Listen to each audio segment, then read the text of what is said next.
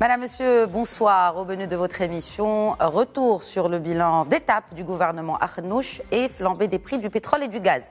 À la veille de la trêve hivernale au Parlement, le chef du gouvernement y présentait lundi son deuxième grand oral sur la politique générale de son gouvernement.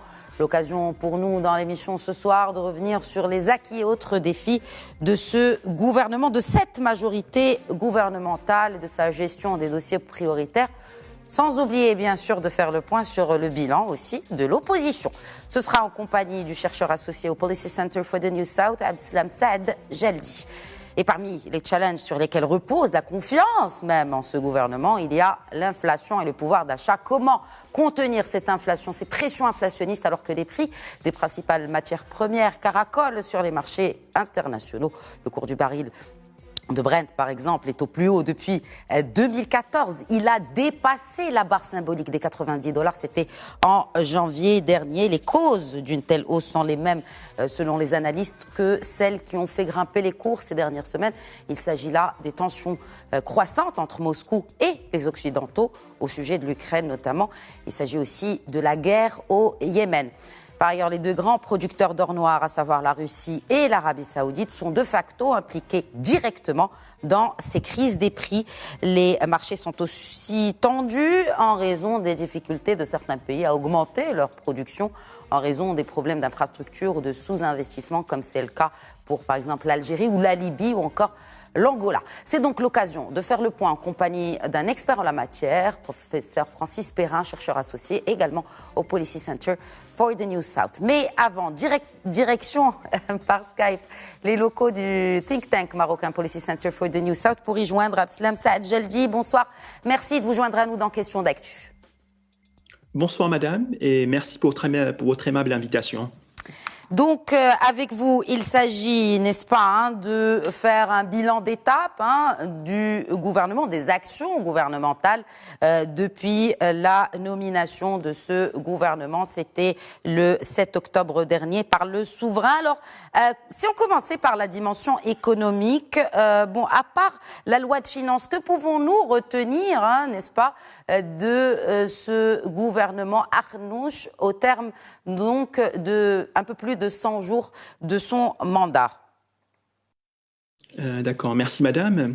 Alors, par rapport à votre question, je pense, madame, que les premiers 100 jours du gouvernement ont été particulièrement caractérisés par la prévalence du chantier des réformes économiques, qui c'était un chantier qui s'était particulièrement traduit par la mise en place des premiers chantiers de réformes, éventuellement économiques, dans le cadre du déploiement de l'État social.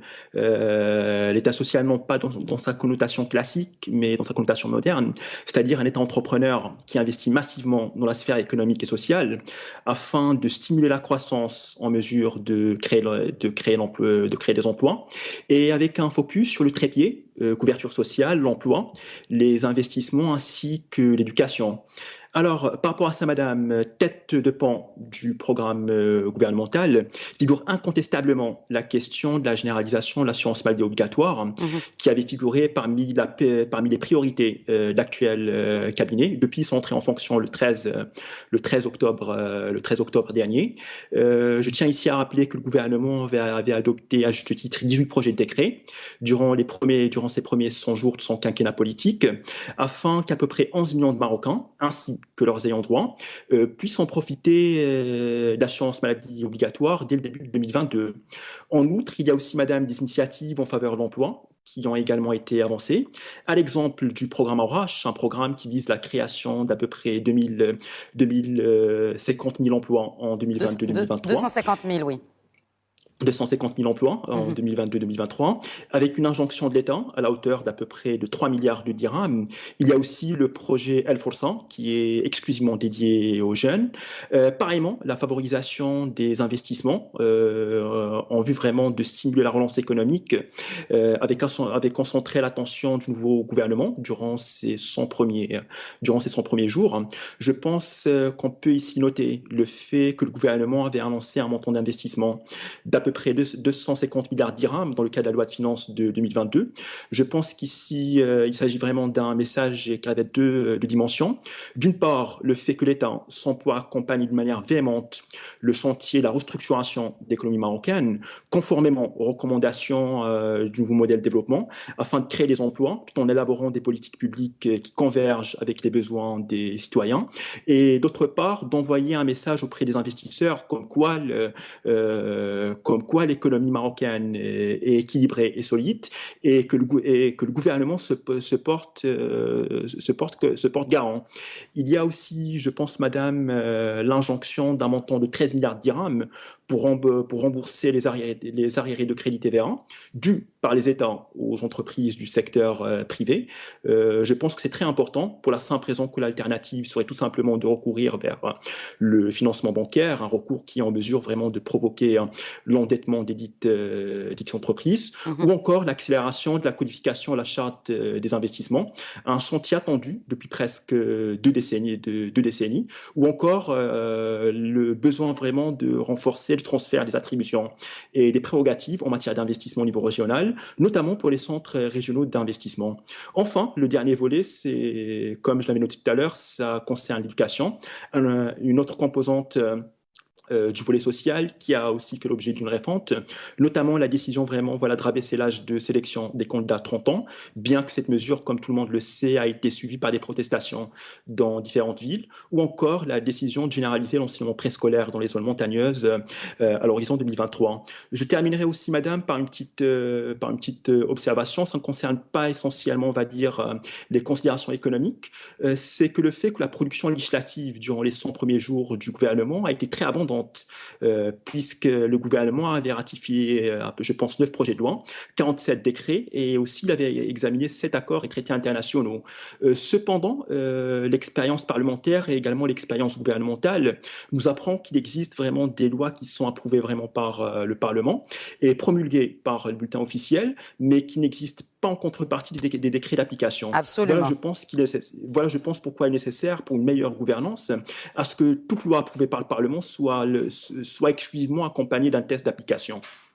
Très bien. Alors, et si on parlait justement des dossiers prioritaires de ce gouvernement, il s'agit là, vous avez cité plusieurs secteurs, n'est-ce pas? Mais il s'agit d'un dossier prioritaire qui pend depuis l'ancien gouvernement, la refonte ou la réforme du code pénal. Justement, comment évaluez-vous la gestion de ce gouvernement, notamment le retrait de ce projet à la dernière minute, c'était in extremis, de ce projet de réforme de code pénal ô combien attendu?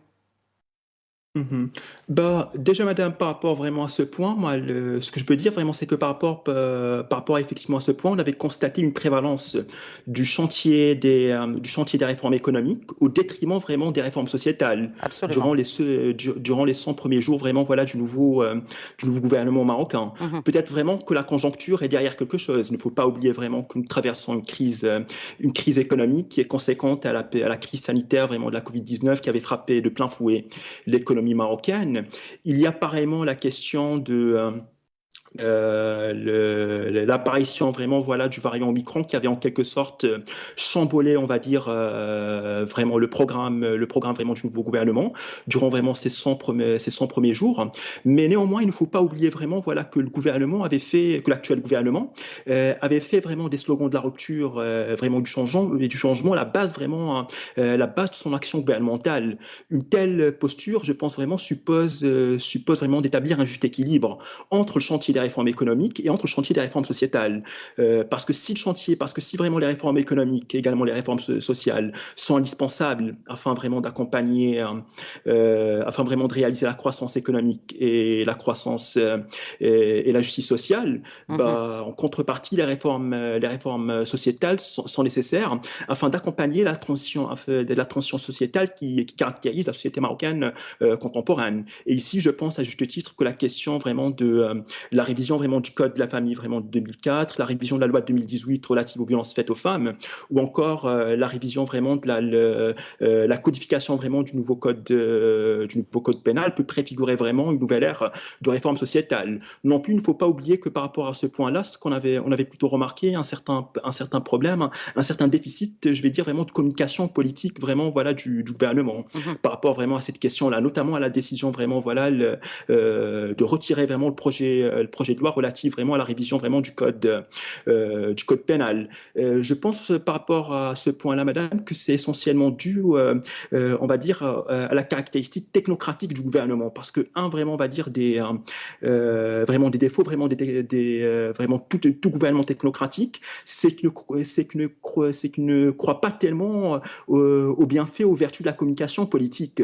Or, cette dernière est indispensable afin vraiment que le gouvernement puisse être revêtu, on va dire, d'une confiance citoyenne. Certes, l'actuel gouvernement dispose vraiment d'une confiance, vraiment d'une légitimité politique. Vous pensez vraiment que, justement, ce gouvernement dispose de cette confiance, en sachant que, vous l'avez si bien expliqué, il y a certains sujets qui touchent, bien sûr, aux citoyens lambda, des sujets socio-économiques et notamment sociétaux surtout, qui n'ont pas, on n'a pas l'impression qu'ils sont des priorités de ce gouvernement. Est-ce que vous pensez que cela n'aurait pas un impact sur la confiance envers ce gouvernement ? Alors là encore, madame, je pense vraiment que c'est essentiellement une question vraiment, voilà, d'une part, je pense vraiment que c'est une question vraiment de communication politique. Comme je venais maintenant de le souligner, les 100 premiers jours vraiment du gouvernement ont été caractérisés par une forme vraiment de déficit politique par rapport à la communication politique. Certes, l'actuel gouvernement dispose à la fois de légitimité politique et de légitimité institutionnelle. Une légitimité politique pour la simple raison que l'actuel gouvernement est arrivé au pouvoir à travers des élections libres et transparentes selon l'avis de l'ensemble des observateurs électoraux et qui ont supervisé et scruté les élections électorales, une légitimité institutionnelle dans la mesure où le programme gouvernemental avait obtenu la confiance du Parlement le 13 octobre dernier, la confiance vraiment du Parlement qui est indispensable afin vraiment que le gouvernement puisse entrer en fonction. Mais néanmoins, il est important vraiment à ce que le gouvernement puisse disposer vraiment de ce qu'on appelle vraiment science politique, la légitimité populaire qui fait tout simplement référence à la confiance citoyenne. Je dis ça pourquoi ? Parce que cette observation vraiment n'est pas uniquement scrutée au niveau du Maroc, mais même vraiment au niveau international. Parce qu'à l'heure de la mondialisation, de la multiplication des moyens de communication et d'information et des réseaux sociaux, il n'est plus crédible de penser qu'un seul acteur puisse à lui seul incarner l'intérêt général. Or, la politique institutionnelle est très en retard par rapport à cette évolution. Et cela est en outre aggravé par la délinquance des partis politiques, c'est-à-dire qu'ils continuent de sélectionner le personnel politique, mais ils ne sont plus à même vraiment de jouer vraiment ce rôle d'encadrement de la société, de canal de communication entre citoyens et décideurs qu'ils avaient par le passé. Alors que dans le contexte marocain, les dernières élections qui ont été caractérisées par un sursaut de participation citoyenne qui avait frôlé vraiment les 52%, ont surtout démenti vraiment cette thèse de dépolitisation citoyenne qui a été très véhiculée durant les dernières années. C'est pourquoi, madame, je pense qu'il est important vraiment à ce que le gouvernement puisse s'approprier les nouvelles technologies de communication et d'information, notamment des jeunes, particulièrement au niveau des réseaux sociaux, lorsqu'on sait qu'il existe aujourd'hui presque 24 millions d'internautes marocains. Mais d'autant, madame, que durant vraiment les 3 derniers mois, je pense qu'en termes de communication politique, le gouvernement marocain avait déjà vraiment raté 3 rendez-vous. D'une part, la présentation, vraiment l'explication de son programme gouvernemental, aussi l'explication, on va dire, voilà, de la loi de finances, et également vraiment voilà le besoin vraiment voilà de la 3e dose où on voit qu'il y a une espèce vraiment de défiance citoyenne par rapport à ça. Mais sinon, je pense que la décision vraiment du gouvernement, la décision récente du gouvernement d'ouvrir des plateformes de communication sur les réseaux sociaux sont un signe positif. Alors un signe positif, oui, c'est bien de communiquer, mais c'est bien aussi de faciliter la vie, n'est-ce pas, aux citoyens. Je pense ici aux pressions inflationnistes, je l'évoquais dans mon introduction, du pouvoir d'achat, notamment de cette classe moyenne que l'on connaît, dont on connaît l'importance qualitative mais aussi quantitative, n'est-ce pas ?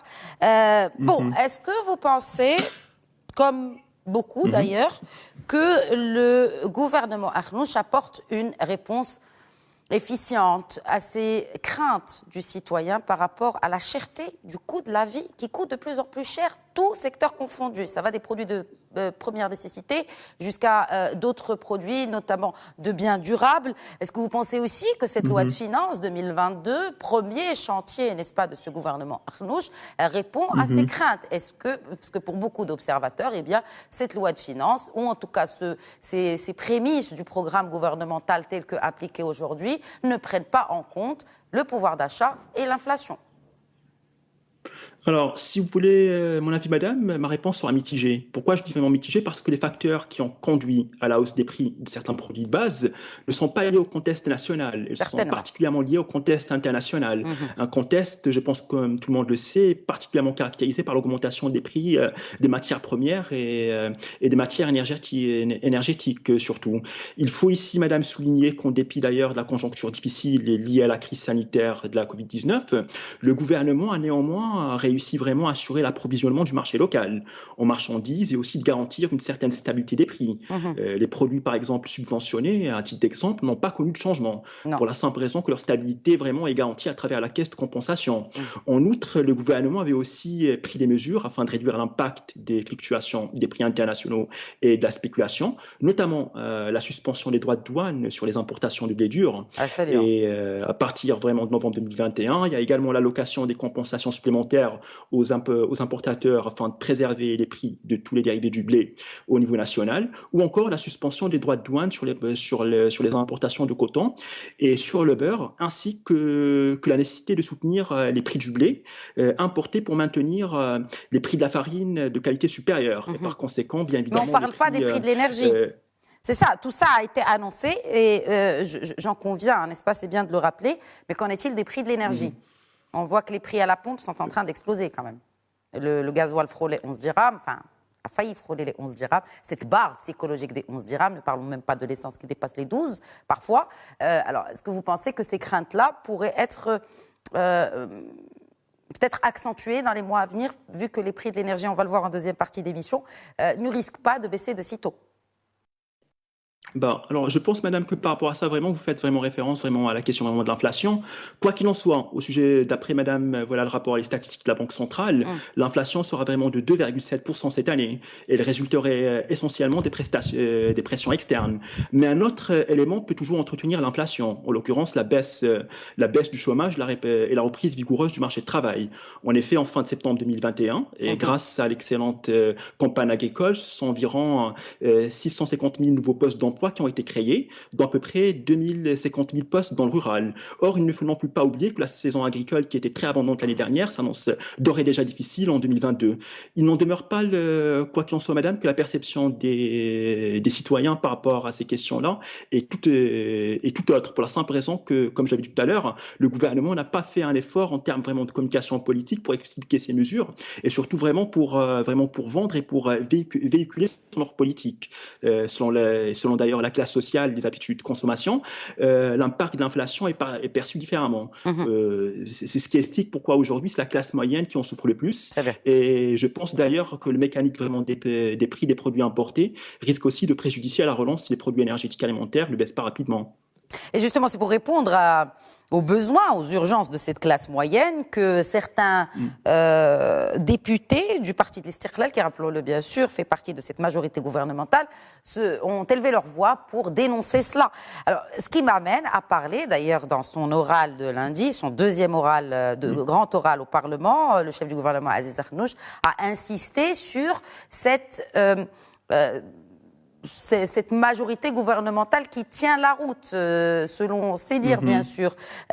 Comment vous pensez que des partis comme le RNI, le PAM et celui de l'Istiqlal, qui met bien sûr cet aspect social de la politique publique au centre, n'est-ce pas, de son programme, comment pensez-vous que cette majorité coopère? Vous avez parlé de manque de communication. Finalement, on ne communique pas, elle ne communique pas chacun de son côté. Et est-ce que vous pensez que cela peut aussi se maintenir dans le temps, cette majorité soudée?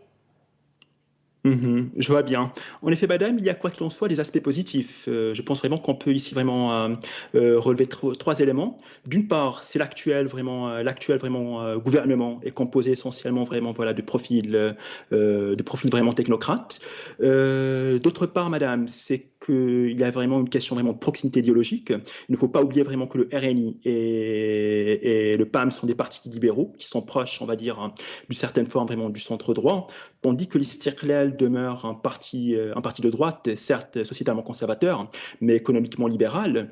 L'impression alors d'ensemble qui se dégage est que nous sommes face à un gouvernement de droite, on va dire au sens propre du terme, ce qui constitue une première vraiment voilà dans l'histoire du Maroc lorsqu'on pense vraiment aux gouvernements précédents qui sont succédés vraiment au Maroc depuis l'adoption de la Constitution de 2011 et qui s'apparentaient en quelque sorte, on va dire, à des gouvernements d'union nationale. Je pense par exemple au gouvernement là de M. Saadine Othmani, où on trouvait à la fois des conservateurs, des libéraux et des gauchistes. Aussi, madame, les trois formations politiques en question qui composent le gouvernement ont scellé vraiment leur alliance politique sous forme vraiment d'une charte, la charte de la majorité, qui a été considérée par le chef du gouvernement comme un contrat politique et moral, dans la mesure où elle permet de définir les relations entre les trois composantes politiques formant le gouvernement, tant au niveau du gouvernement qu'au niveau du Parlement qu'à l'échelle territoriale. Néanmoins, madame, je pense vraiment qu'il est très utile pour une meilleure gouvernance d'assurer vraiment davantage d'homogénéité gouvernementale.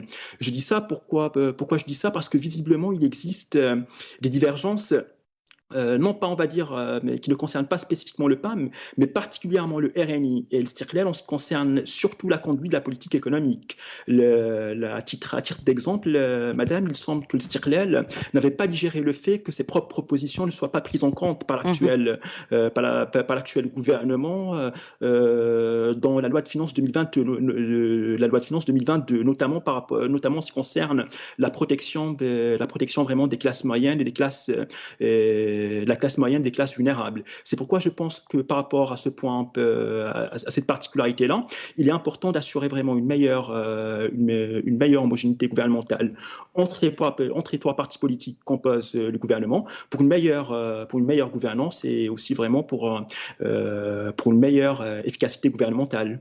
Très bien, ça c'était les défis. Alors maintenant, ce serait bien aussi qu'on parle, n'est-ce pas, Saad Jeldi, des challenges, des défis de l'opposition. Est-ce qu'aujourd'hui, l'opposition remplit son rôle? Alors, déjà, madame, lorsqu'on parle vraiment voilà, de l'opposition politique ou l'opposition parlementaire, son rôle, quoi qu'il en soit, en tant que contre-pouvoir, est incontournable. Pourquoi ? Parce que d'une part, le gouvernement ne peut être considéré comme l'unique détenteur du monopole d'action politique, et d'autre part, l'opposition par le contrôle du gouvernement, ainsi que par le conflit des opinions qui oriente l'élaboration des lois, contribue à défendre l'intérêt général tout en façonnant le débat politique. Force est de constater, madame, que 3 mois depuis l'entrée en fonction du gouvernement, l'opposition parlementaire au gouvernement demeure encore faible et fragmentée, pour ne pas dire vraiment qu'elle tourne plus ou moins de façon croissante autour d'enjeux internes, à part, on va dire plus ou moins vraiment le PPS, qui demeure l'unique parti politique, d'une part vraiment, on va dire, de la gauche, d'autre part vraiment voilà, de l'opposition, qui fait encore vraiment de la réflexion. Pourquoi, madame, je dis ça? Parce que visiblement, les dernières élections législatives là, de septembre dernier ont en quelque sorte contribué à clarifier, on va dire, le paysage politique marocain. D'une part, elles ont contribué à l'éclosion de majorité de droite forte de ces 270 sièges à la Chambre des représentants, mais elles ont pareillement engendré une opposition qui comprend 25 députés et qui est subdivisée, on va dire, en 3 variantes. Il y a tout d'abord la variante conservatrice incarné par le parti Justice et Développement, qui est actuellement en pleine phase de transition. Il y a aussi une variante centriste incarnée vraiment par des partis politiques qui s'étaient, on va dire, entre parenthèses, accoutumés à l'action gouvernementale et qui expérimentent pour la première fois l'opposition politique. Je pense ici à l'Union constitutionnelle et le mouvement populaire. Et enfin, et c'est ça ce qui est intéressant, c'est les partis de gauche, dans la mesure où si, pour la première fois dans l'histoire du Maroc, on est face vraiment à un gouvernement de droite au sens propre du terme, en contrepartie, pour la première fois aussi vraiment, voilà, dans l'histoire du Maroc, l'ensemble des partis de gauche, je pense ici à l'Union socialiste des forces populaires, au parti vraiment, au PPS, aussi vraiment au parti issu vraiment de la Fédération de la gauche démocratique, sont retrouvés vraiment voilà dans l'opposition. Il en va vraiment qu'on est face vraiment à une occasion, une opportunité pour que le débat droite-gauche redevienne vraiment le paradigme dominant de la vie politique marocaine. citoyenne, surtout vraiment si l'opposition gauchiste au Parlement parvient vraiment à constituer un front de gauche. Néanmoins, je pense, madame, qu'un tel front de gauche qui est tant souhaité vraiment par nombreux observateurs, vraiment et spécialistes, ainsi vraiment que par les citoyens ici au Maroc, suppose vraiment nécessairement de la réinvention des partis de gauche, notamment par l'élaboration d'un projet national commun qui converge avec les demandes populaires. Une telle perspective, je pense, madame, qu'elle est non seulement en mesure vraiment de contribuer à démocratiser le débat public et le débat démocratique, mais aussi et surtout vraiment d'offrir aux citoyens une offre politique alternative à l'actuelle offre portée par les partis du gouvernement. Et pour terminer, l'actuelle offre, ou parlons plutôt de l'offre vers l'avenir, si sortie de Covid, il y a bien sûr, nous le souhaitons, Inch'Allah, dans les plus brefs délais, quelles sont les actions potentielles à entreprendre par le gouvernement pour justement contrecarrer ce qu'on discutait au début de cette entrevue, sur les questions sociétales en l'occurrence. Honnêtement, madame, je pense vraiment qu'il est d'ores et déjà prématuré de parler vraiment de l'après-Covid-19. Néanmoins, je pense vraiment que le Maroc, depuis 2011, avait entrepris vraiment un ensemble vraiment avait plutôt, on va dire, adopté vraiment un ensemble vraiment de mesures pour accompagner les transitions en cours. Je pense à l'adoption de la Constitution de 2011, complétée par l'adoption vraiment de la loi relative à la régionalisation avancée ou bien à la charte de la déconcentration, à l'adoption de la charte de l'environnement et développement durable, à l'adoption dernièrement du nouveau modèle de développement ou encore l'extension vraiment de la couverture sociale qui semble préfigurer une nouvelle ère de réforme. Il faut aussi, madame, je pense, scruter de près vraiment les mutations qui s'observent à l'international. Je dis ça pourquoi? Parce qu'actuellement, il semble vraiment que nous traversons vraiment une série de crises, une crise qui n'est pas simplement observée dans la société occidentale, mais partout dans le monde, pareillement en Amérique latine, dans l'Extrême-Orient, etc., où vraiment nous semblons traverser vraiment une crise économique, une crise démocratique, une crise identitaire, une crise climatique, une crise sociétale, vraiment qui est en train de remettre en cause, vraiment, on va dire, les fondements de la société moderne, de sorte vraiment qu'on commence d'ores et déjà à parler vraiment d'un ordre postmoderne, c'est-à-dire une autre société économique, une autre société démocratique. D'où peut-être vraiment l'intérêt de scruter vraiment la limitation qui s'observe un peu à l'extérieur. Je pense aussi vraiment que la gestion par le Maroc de la crise sanitaire de la Covid-19 avait révélé vraiment des atouts indéniables de l'État et de la société quant à leurs aptitudes à relever vraiment de tels défis. Elle a aussi permis vraiment d'identifier des carences à combler. Par exemple, l'État a pu mesurer l'importance d'accélérer la mise en place du registre social unique pour rendre possible des aides ciblées. Sur le plan économique, il y a eu pareillement le recours aux solutions digitales pour faciliter le déploiement des aides. On mesure vraiment de servir sans doute à la question de la digitalisation de certains services, dans le cadre bien évidemment de la réforme de l'administration. Ici, il ne faut pas oublier, pour terminer, il y a surtout vraiment cette formule vraiment d'Alexis Tocqueville, vraiment qui avait traversé les siècles et qui disait vraiment que les institutions de représentation démocratique supposent vraiment une société qui vise à la fois la société et la liberté. Mais en contrepartie, cette société suppose aussi vraiment des institutions de représentation démocratique qui œuvrent vraiment pour l'intérêt, pour le bien général, pour l'intérêt général et qui respectent vraiment les citoyens. Le régime de la citoyenneté, voire vraiment l'ordre, le contrat social vraiment dans sa dimension vraiment moderne repose à juste titre vraiment sur cette dialectique-là. Le fait vraiment que l'État doit faire en sorte à ce que ses citoyens puissent être assurés dans l'exercice vraiment de leurs droits fondamentaux, notamment les droits civils et politiques et les droits économiques, socioculturels, ce qu'on appelle en philosophie politique les droits naturels, c'est-à-dire les droits inaliénables à la personne humaine. Et en contrepartie, les citoyens, dans le cadre de l'exercice de leur responsabilité citoyenne, dépassent vraiment le stade de l'individualisme pour agir vraiment en vertu de l'intérêt général. C'est ça vraiment le régime, vraiment la citoyenneté au sens stricto sensu. Comme j'avais dit tout à l'heure, il y a quoi qu'il en soit vraiment un ensemble vraiment de mesures qui ont été adoptées depuis vraiment 2011. Il appartient maintenant vraiment de gouvernement vraiment d'œuvrer vraiment pour le bien général, de traduire vraiment ses promesses gouvernementales et ses promesses électorales, ainsi que de se rappeler constamment qu'il a œuvré au titre vraiment de représentant vraiment du peuple vraiment qu'ils ont élu. Très bien. Merci beaucoup, encore une fois, Abslam Saad Jeldi, chercheur associé au Policy Center for the New South. Merci d'avoir répondu à nos questions ce soir. C'est moi qui vous remercie, madame. Merci.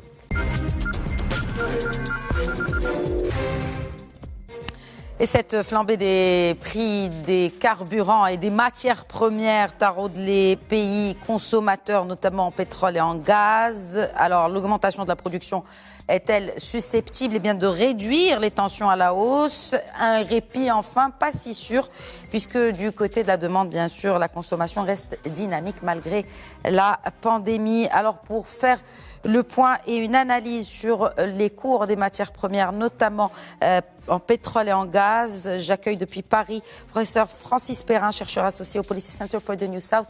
Bonsoir professeur Perrin, merci d'être avec nous ce soir. Beaucoup de votre invitation.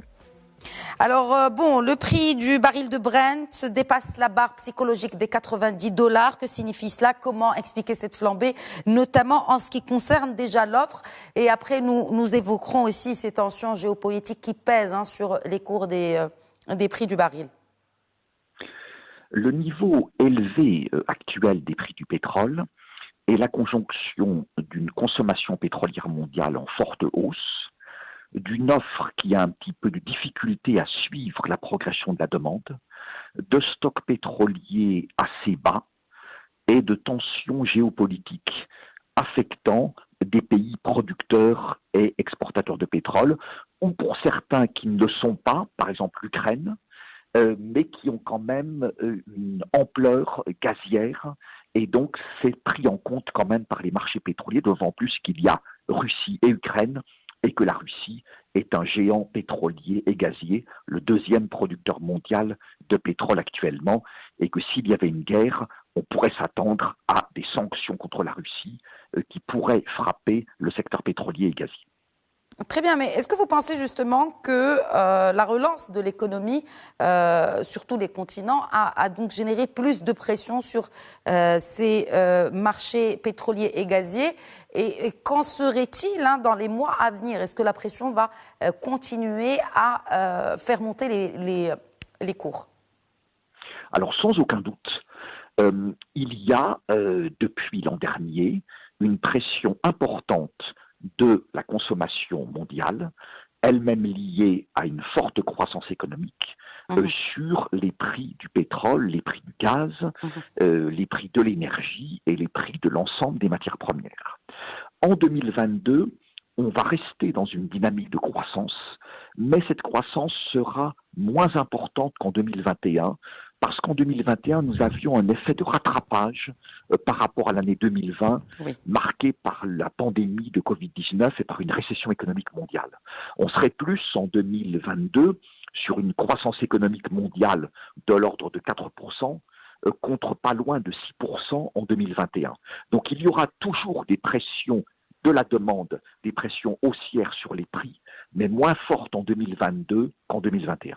Très bien. Et si on parlait, on a évoqué tout à l'heure les pressions géopolitiques, il y a aussi certains pays grands producteurs de pétrole en l'occurrence, où on remarque une perturbation de la production en raison, bien sûr, des infrastructures. Je cite là le cas de la Libye, déstabilisée, mais il y a aussi l'Algérie. Est-ce que comment cela affecte-t-il les cours des matières premières, et est-ce que finalement cela pèse réellement sur la production mondiale, en connaissant bien sûr les big players, en l'occurrence la Russie, l'Arabie Saoudite et d'autres? Alors ces problèmes de production pèsent sur l'offre pétrolière mondiale et pèsent sur les évolutions des prix. C'est encore un facteur haussier pour les prix du pétrole. Certains de ces problèmes sont de nature technique, d'autres sont de nature géopolitique. Et par ailleurs, il y a évidemment les stratégies de certains pays producteurs et exportateurs de pétrole. Par exemple, pour le gaz, la Russie, qui pourrait certainement fournir plus de gaz sur le marché européen, mais qui estime qu'elle n'a pas forcément intérêt à le faire maintenant. Et du côté du pétrole, ce que l'on appelle souvent OPEC+, c'est donc 23 pays producteurs et exportateurs de pétrole qui se réunissent chaque mois pour voir leur production, leur niveau de production le mois suivant.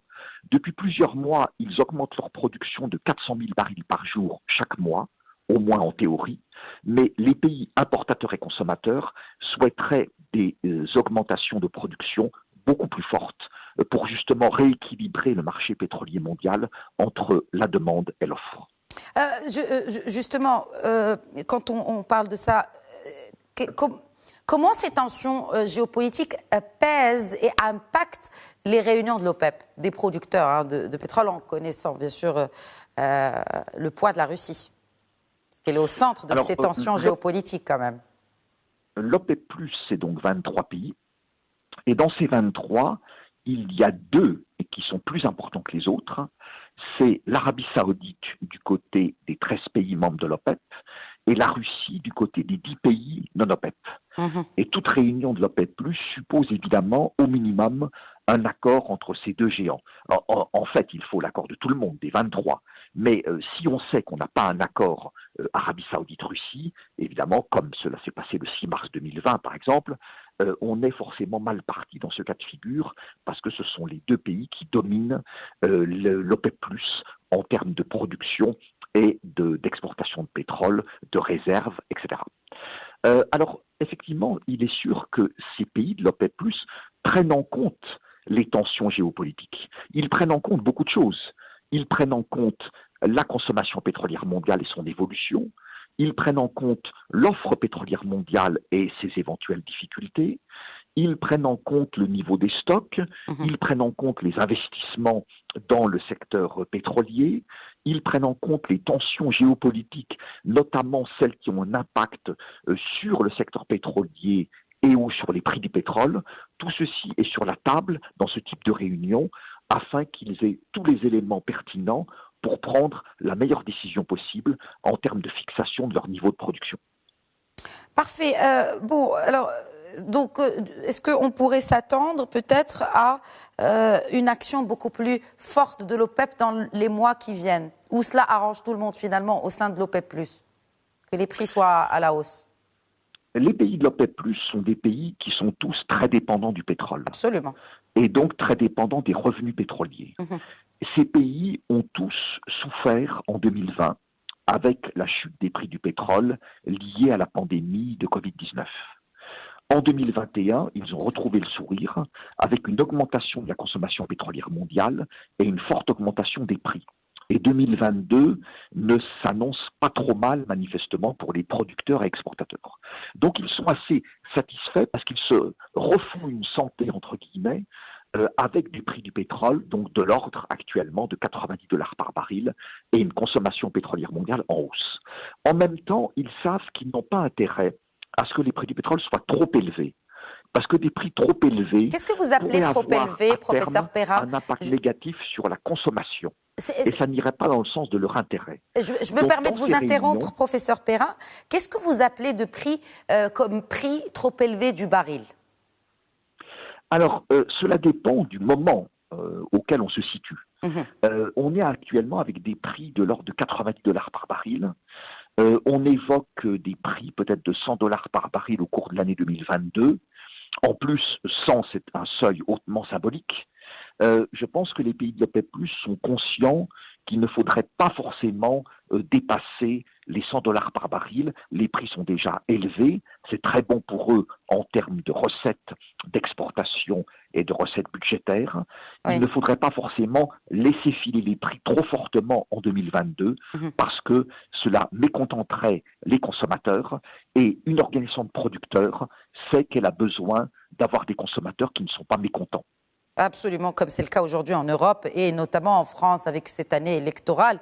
Et les prix de l'électricité qui ne cessent de flamber, sans parler des prix à la pompe, hein, n'est-ce pas, professeur Perrin?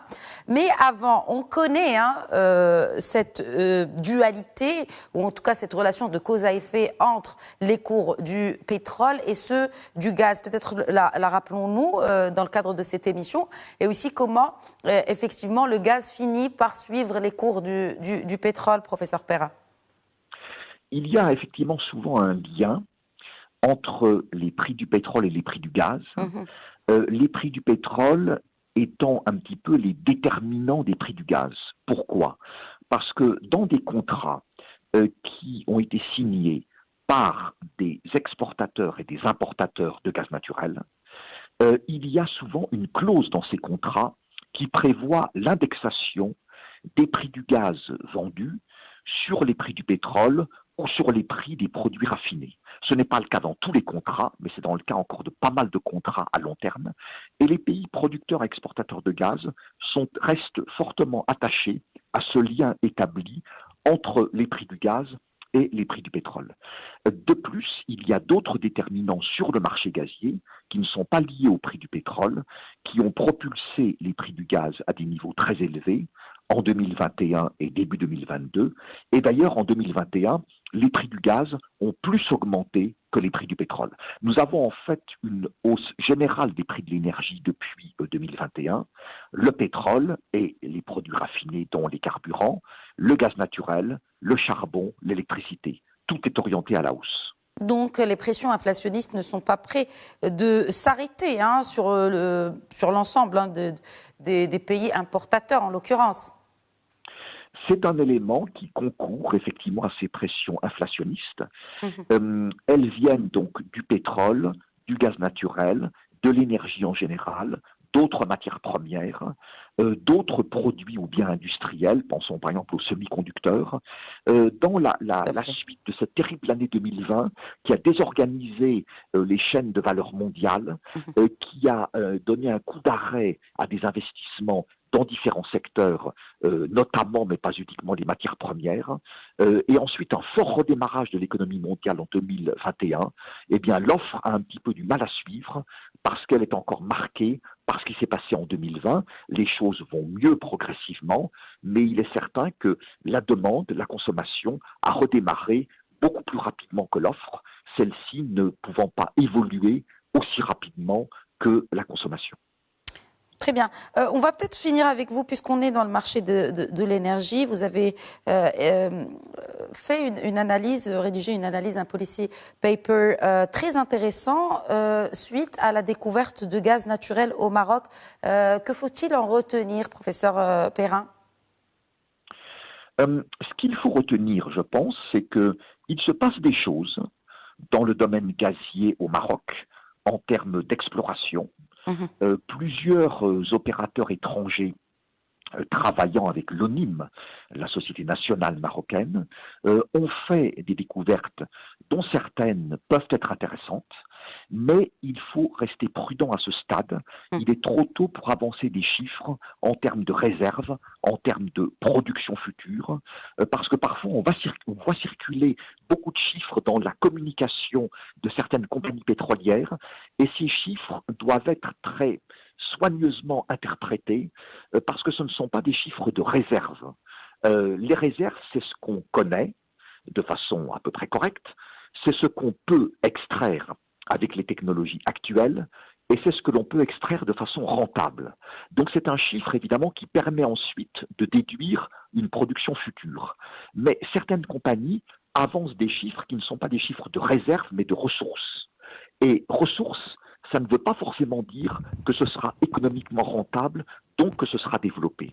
Il faut donc attendre encore un petit peu, noter qu'il y a des choses intéressantes qui se passent dans l'exploration gazière au Maroc, que ce soit en mer ou à terre, en mer à l'Ixus offshore par exemple, à terre dans le bassin du Rarb notamment, mais le temps pétrolier et gazier n'est pas le temps médiatique. Il faut un peu de temps, il faut étudier des données recueillies lors de ces forages, il faut faire de nouveaux forages, il faut faire de nouvelles études avant de pouvoir réellement dire, voilà, nous savons que cette découverte, elle pourra donner lieu à un développement, donc à une production future, parce que nous savons que nous parlons véritablement de réserves et pas seulement de ressources. Et combien de temps devrait s'écouler justement entre cette période-là de forage et de découverte et littéralement l'exploitation de ces sites-là que vous avez évoqués tout à l'heure? Il faut déjà une période de quelques à plusieurs mois pour y voir clair par rapport à ces découvertes. Et ensuite, s'il y a vraiment des réserves suffisantes pour envisager un développement, le développement peut prendre de 1 à 5 ans selon la taille du champ, l'importance des réserves. Pour ce qui concerne la découverte en mer sur le permis de l'Ixus Offshore, l'ONIM, donc l'Office national des hydrocarbures et des mines, a indiqué qu'une production à l'horizon fin 2024 était envisageable. Très bien. Bon, alors, avant justement, pour terminer avec vous, professeur Perrin, sur l'avenir, mais avant 2024, le Maroc, bien sûr, comme vous le savez, a déjà entamé, n'est-ce pas, le virage de la transition énergétique vers les énergies vertes. Quel est le coût aujourd'hui? On en a déjà parlé dans une émission précédente avec vous, mais compte tenu de la flambée des prix des matières premières, et il ne s'agit pas là que du pétrole et du gaz, il s'agit aussi de matières premières relatives même à la construction de matériaux qui servent à stocker ou à capter les énergies renouvelables, en l'occurrence solaires ou éoliennes. Quel est le coût de la décarbonation des économies, notamment de l'économie marocaine, professeur Perrin? La décarbonation, que ce soit au niveau d'un pays comme le Maroc, qui a engagé des politiques intéressantes depuis plusieurs années en termes de développement des énergies renouvelables et d'accroissement de son efficacité énergétique, que ce soit au niveau d'un pays comme le Maroc ou d'une région mondiale ou du monde, est un processus qui prendra du temps, qui n'est pas simple et qui est coûteux. Parce qu'il faut faire basculer un modèle énergétique fondé sur 3 énergies fossiles, pétrole, charbon, gaz naturel, par ordre décroissant au niveau mondial, vers un modèle dans lequel des énergies non carbonées, renouvelables, hydroélectricité, nucléaire dans certains cas, représenteraient une part importante de nos besoins énergétiques. Et là, cela prend forcément du temps. C'est la raison pour laquelle il ne faut pas traîner sur ce chemin de la transition énergétique, justement parce que cela prendra du temps. Il faut mettre des moyens importants, des moyens adéquats, des moyens publics, des moyens privés. Il faut une bonne coopération entre l'État, les acteurs publics et les acteurs privés. Nous sommes tous dans le même bateau, comme on dit familièrement en français, par rapport à cet impératif de la transition énergétique et de la décarbonation de nos économies et de l'économie mondiale. Mais cela prendra du temps. Alors bien sûr, les renouvelables sont affectés par ce qui se passe en ce moment. Il y a des augmentations de coûts, vous avez raison de le souligner. Cependant, cela reste quand même relativement modéré en termes d'impact sur le coût de l'électricité produite, par exemple, à partir de l'énergie solaire, à partir de l'énergie éolienne. Ce n'est pas tout à fait la même chose en termes économiques par rapport à l'augmentation des prix des combustibles fossiles, pétrole, gaz naturel, charbon, qui représentent une part très importante des coûts pour le consommateur. Merci beaucoup, professeur Francis Perrin, chercheur associé au Policy Center for the New South. Je rappelle également que vous êtes directeur de recherche à l'IRIS, l'Institut de Relations internationales et stratégiques à Paris. Merci d'avoir été avec nous, d'avoir répondu à nos questions ce soir. Merci beaucoup de votre invitation. C'est ainsi que cette émission touche à sa fin. Merci pour votre fidélité. Très bonne soirée.